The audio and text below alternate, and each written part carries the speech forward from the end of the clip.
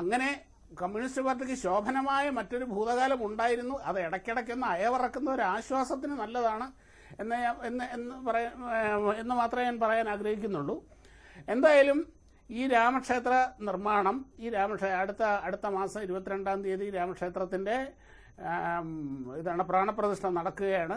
തീർച്ചയായും BJP എന്ന് പറയുന്നത് ഒരു രാഷ്ട്രീയ കക്ഷിയാണ്. തീർച്ചയായും BJPക്ക് രാഷ്ട്രീയ ലക്ഷ്യങ്ങളുണ്ടാകും. ഒരു രാഷ്ട്രീയ പാർട്ടിക്ക് രാഷ്ട്രീയ ലക്ഷ്യങ്ങളുണ്ടാകും. ആ രാഷ്ട്രീയ ഉദ്ദേശത്തോടു കൂടിയുള്ള പ്രചരണങ്ങളും പ്രവർത്തികളും അവരുടെ ഓരോ പ്രവൃത്തിയിലും രാഷ്ട്രീയമായ ഉദ്ദേശങ്ങളും ഉണ്ടാകും. അങ്ങനെയാണ് ഒരു രാഷ്ട്രീയ പാർട്ടി എന്ന് പറയുന്നത്. അപ്പം ഇവിടെ ഇന്ന് രാജ്യത്തെ BJPയുടെ പ്രധാന പ്രതിയോഗി എന്ന് പറയുന്നത് കോൺഗ്രസ്സാണ്. ആ കോൺഗ്രസിനെ കൂടുതൽ തളർത്താൻ കിട്ടുന്ന ഒരവസരവും BJP വെറുതെ കളയില്ല. അതേപോലെ തന്നെയാണ് എല്ലാ പാർട്ടികളും അങ്ങനെയാണ്. തങ്ങളുടെ തകർക്കാനും തളർത്താനും ഷാബു പറഞ്ഞ കാര്യം. കാരണം എല്ലാത്തിലും ഒരു പൊളിറ്റിക്സ് ഉണ്ടല്ലോ, ഒരു രാഷ്ട്രീയ ലക്ഷ്യം ഉണ്ട്.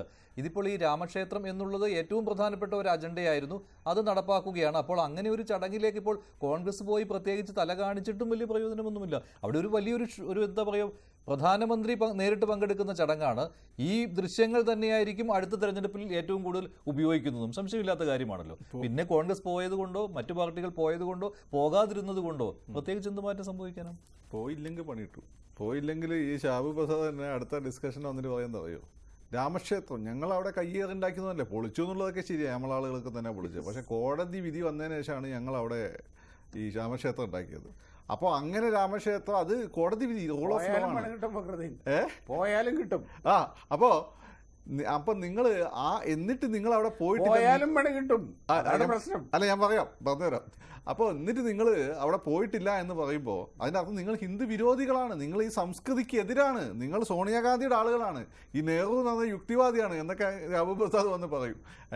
ഇത് ഉത്തരേന്ത്യയിൽ ഭയങ്കര റിപ്പർക്കഷൻസ് ഉണ്ടാവും. കൃത്യമായിട്ട് അവർക്ക് കേരളത്തിൽ മാത്രമാണ് ഇതിന് പുറത്ത് കുറച്ചെങ്കിലും അവർക്കൊരു കോൺഗ്രസ് നെഗറ്റീവായിട്ട് ഉണ്ടാകുക. പക്ഷേ കേരളത്തിൽ പറയും ഇപ്പോഴത്തെ, ഞാൻ നേരത്തെ പറഞ്ഞല്ലോ, ഇപ്പോഴത്തെ ഒരു കോൺടെക്സ്റ്റ് മുസ്ലിംസിന് അത്ര അണ്ടമാനൊന്നും അല്ല. ഇപ്പോൾ ഇനി ജെഫ്രി തങ്ങൾ കുറേ പ്രായക്കായി, മൂപ്പര് പണ്ട് ഈ സമുദായത്തിനുള്ളിൽ നുഴഞ്ഞ് കയറിയിട്ട് സമുദായത്തെ തകർക്കാൻ ശ്രമിക്കുന്ന ആളുകളൊക്കെ ഉൾവിളീൻ്റെ പുറത്ത് കണ്ടുപിടിച്ച് സംസ്ഥാനത്ത് പുറത്താക്കിയ ആളാകാം. പക്ഷേ ഇപ്പം പ്രായത്തിൻ്റെ പ്രശ്നങ്ങളൊക്കെ ഉണ്ടല്ലോ, അതുകൊണ്ടാണ് ഇന്നിപ്പോൾ അങ്ങനെ ഒരു ഡയലോഗൊക്കെ ആ സുപ്രഭാതത്ത് കണ്ടത്. എന്ന് വെച്ചാൽ എന്താ പോകാതിരിക്കാൻ ധൈര്യമുണ്ടെന്നോ, അതെന്ന് വെച്ചാൽ സത്യത്തിൽ ഒരു ഇന്ത്യക്കാർ CPM കാണിച്ച ആർജവം കോൺഗ്രസിനുണ്ട്. അല്ല, അതിന് പക്ഷേ മൂപ്പർക്ക് ഒന്നിപ്പോൾ കാര്യങ്ങൾ മനസ്സിലാക്കുന്നതിൽ കുറച്ചൊരു പ്രായത്തിൻ്റെ പ്രശ്നങ്ങളൊക്കെ ഉണ്ടാവും, അതിൻ്റെ ഒരു പ്രോബ്ലം ആണത്.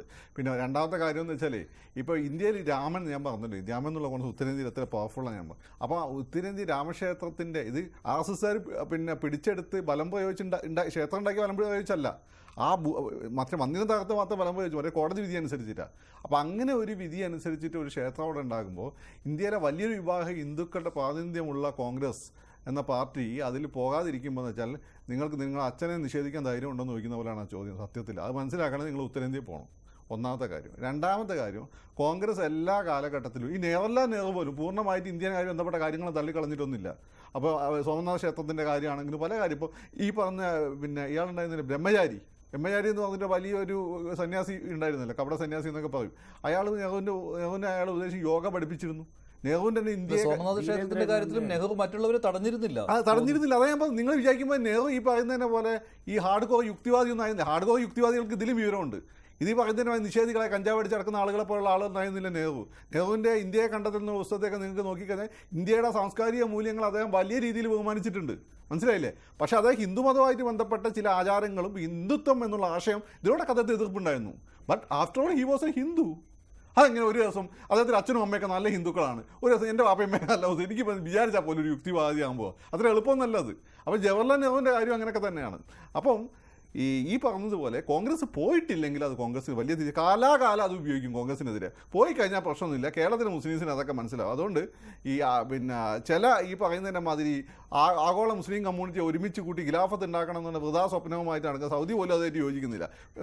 വിചാരിച്ച് നടക്കുന്ന ചെറിയൊരു ന്യൂനപക്ഷവും അതിൻ്റെ ഇടയ്ക്ക് കുത്തിത്തിരിപ്പ് ഉണ്ടാക്കുന്ന വേറെ ചില ആളുകളും അതിൻ്റെ കൂടെ കുറച്ച് പ്രായത്തിൻ്റെ പ്രശ്നം കൊണ്ട് മാത്രം ഇത്തരം ചില നിലപാടുകളൊക്കെ എടുക്കുന്ന എഫ് തങ്ങളെപ്പോലെ ചില ആളുകൾ എന്തെങ്കിലും പറഞ്ഞു വിചാരിച്ചിട്ട് കോൺഗ്രസ് വലിയ വില കൊടുക്കേണ്ട ആവശ്യമൊന്നുമില്ല.